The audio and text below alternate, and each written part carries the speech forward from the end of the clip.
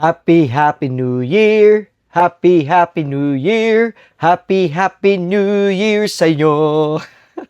Binago lang yung lyrics ng happy birthday, ano? But I just want to greet everyone a happy and a blessed New Year. Blessed 2026. Alam nyo, let's just look back for 2025, ano? I bet there's a lot of things that you can be grateful for. Maybe pain, some wounds, some pain, some hurt.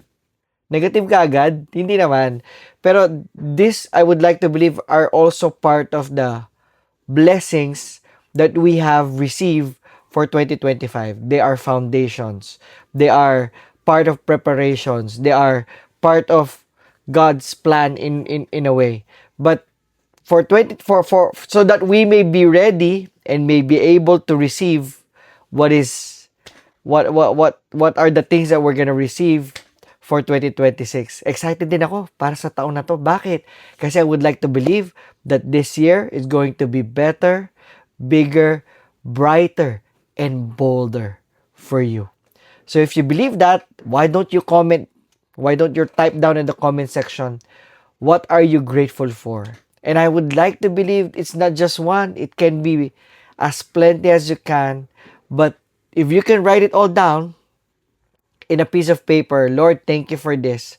Thank you for a great relationship. Thank you, Lord, for forgiveness. Thank you, Lord, for healing. Thank you, Lord, just write it all down. If you, if that's okay with you, write it all down. That's your assignment siguro. But in one way or another, I would like to believe hindi ka mawawalan ng isa. There's always one thing to be grateful for.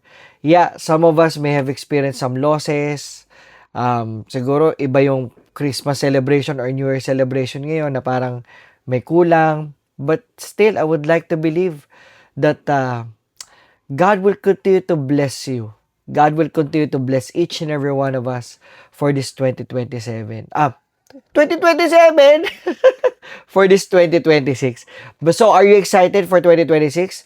May the Lord bless you in every way. May the Lord continue to shine His light to you, and you may be able to reflect His light to others, and allow the Lord to bless you from in every area of your life. Amen? God bless you, mga kapatid. Continue shining His light because I know you are a blessing. God bless. See ya. Happy New Year!